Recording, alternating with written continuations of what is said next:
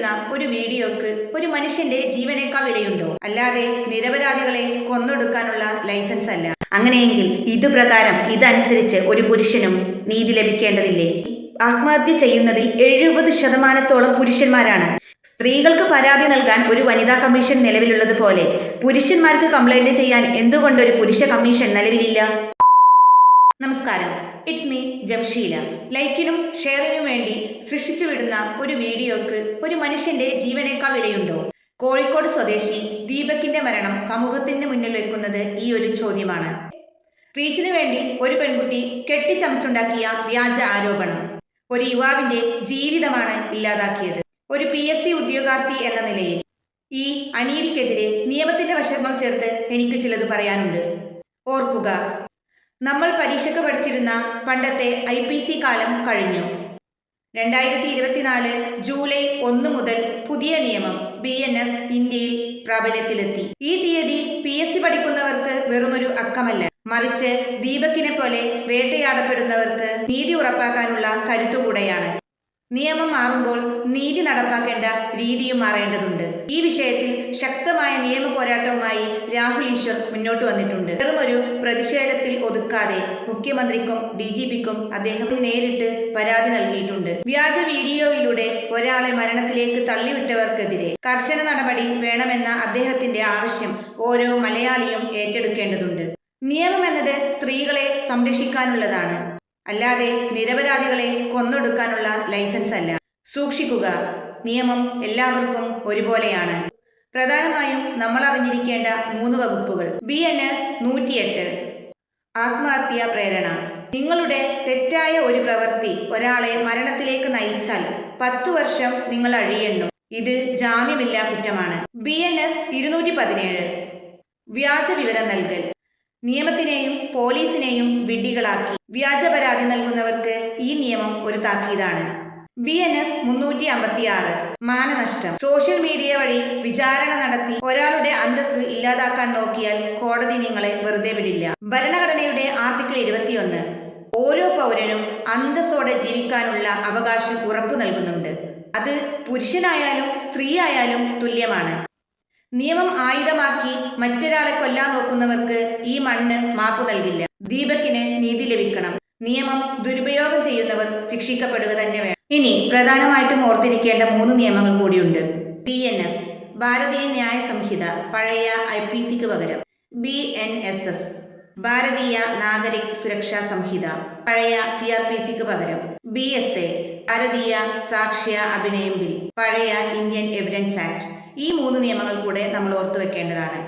ഇനി ഇന്ത്യയിൽ സ്ത്രീകൾക്ക് ലഭിക്കുന്ന നിയമങ്ങളെക്കുറിച്ചും പ്രത്യേക പരിഗണനകളെക്കുറിച്ചും നമുക്ക് നോക്കാം. ആർട്ടിക്കിൾ 14 നിയമത്തിന് മുന്നിൽ തുല്യത.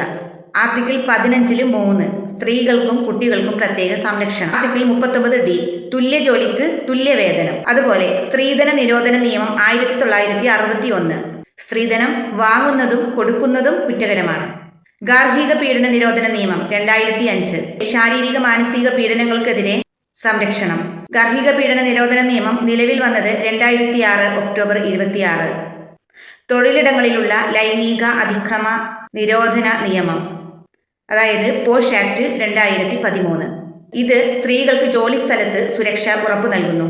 നിർഭയ ആക്ട് 2013 സ്ത്രീകൾക്കെതിരെയുള്ള അതിക്രമങ്ങൾക്ക് കഠിന ശിക്ഷ ഉറപ്പാക്കുന്ന ക്രിമിനൽ നിയമം ഭേദഗതി ചെയ്തു. ഇനി 2024 ജൂലൈ 1 BNS നിലവിൽ വന്ന സമയത്ത് സ്ത്രീകൾക്കുള്ള പ്രത്യേക സെക്ഷനുകൾ. സ്ത്രീയുടെ അന്തസ്സിനെ ബാധിക്കുന്ന രീതിയിൽ ആരെങ്കിലും എന്തെങ്കിലും ചെയ്താൽ IPC നിയമപ്രകാരം സെക്ഷൻ 354 കുറ്റകരമാണ്. പുതിയ വകുപ്പിൽ BNSൽ ഇത് 74 354 IPC നിയമത്തിൽ ഉണ്ടായിരുന്ന വകുപ്പ് ഇപ്പോൾ BNSൽ 74ാമത്തെ വകുപ്പാണ്. ലൈംഗിക അതിക്രമം ഒരു സ്ത്രീക്കെതിരെ ഉണ്ടായാൽ 376 സെക്ഷൻ IPC പ്രകാരം 376. ഇപ്പോൾ BNSൽ ഈ നിയമം സെക്ഷൻ 64ലാണ്. ഭർത്താവിൽ നിന്നോ മറ്റു ബന്ധുക്കളിൽ നിന്നോ ഉപദ്രവം ഉണ്ടായാൽ IPC പ്രകാരം 498A എന്ന നിയമം അത് മാറി ഇപ്പോൾ BNSൽ 85 85ാമത്തെ സെക്ഷനിൽ ഈ ഒരു നിയമപ്രകാരം സ്ത്രീക്ക് സുരക്ഷ നൽകുന്നു. പിന്തുടർന്ന് ശല്യം ചെയ്താൽ 354D പ്രകാരം IPC ശിക്ഷാർഹമായിരുന്നു. ഇപ്പോൾ അത് മാറി BNSൽ 78ാമത്തെ സെക്ഷനാണ് ഈ ഒരു നിയമത്തെക്കുറിച്ച് പറയുന്നത്. അതുപോലെ തന്നെ സ്ത്രീകൾക്ക് പ്രത്യേക പരിഗണന നൽകുന്നു. ഒരു സ്ത്രീക്ക് ഏത് പോലീസ് സ്റ്റേഷനിലുമാണെങ്കിലും കംപ്ലൈന്റ് ചെയ്യാൻ പറ്റും. സംഭവം എവിടെ വെച്ച് നടന്നു എന്നത് ബാധകമല്ലാതെ തന്നെ. സൂര്യോദയത്തിന് മുൻപോ സൂര്യൻ അസ്തമിച്ചതിന് ശേഷമോ ഒരു സ്ത്രീയെ അറസ്റ്റ് ചെയ്യാൻ പാടില്ല. അത്യാവശ്യ ഘട്ടമാണെങ്കിൽ മജിസ്ട്രേറ്റിന്റെ സഹായത്തോടെ ഒരു വനിതാ ഓഫീസർക്ക് മാത്രമേ ഒരു സ്ത്രീയെ രാത്രി സമയങ്ങളിൽ എന്ത് ചെയ്യാൻ പറ്റുള്ളൂ, അറസ്റ്റ് ചെയ്യാൻ പറ്റുള്ളൂ. സാമ്പത്തിക സ്ഥിതി നോക്കാതെ തന്നെ സ്ത്രീകൾക്ക് സൗജന്യ നിയമസഹായത്തിന് അവകാശമുണ്ട്.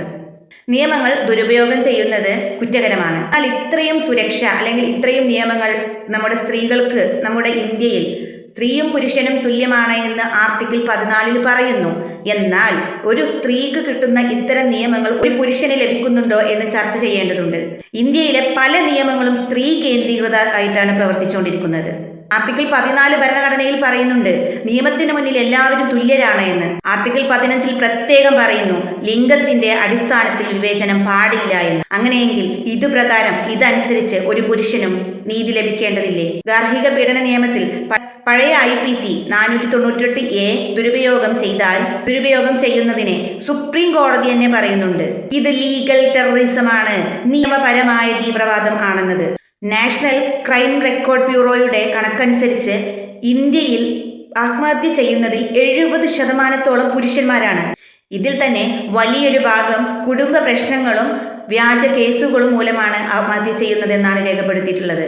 സ്ത്രീകൾക്ക് പരാതി നൽകാൻ ഒരു വനിതാ കമ്മീഷൻ നിലവിലുള്ളതുപോലെ പുരുഷന്മാർക്ക് കംപ്ലൈന്റ് ചെയ്യാൻ എന്തുകൊണ്ടൊരു പുരുഷ കമ്മീഷൻ നിലവിലില്ല?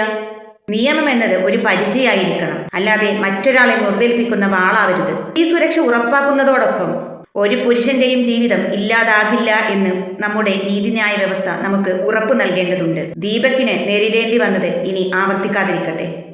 വീഡിയോ അവസാനിപ്പിക്കുന്നതിന് മുമ്പ് ഇന്നത്തെ ചോദ്യം: ഇന്ത്യൻ ശിക്ഷാ നിയമത്തിന് പകരം, അതായത് IPCക്ക് പകരം ഭാരതീയ ന്യായ സംഹിത എന്ന പുതിയ നിയമം ഇന്ത്യയിൽ പ്രാബല്യത്തിൽ വന്നത് ഏത് ദിവസം?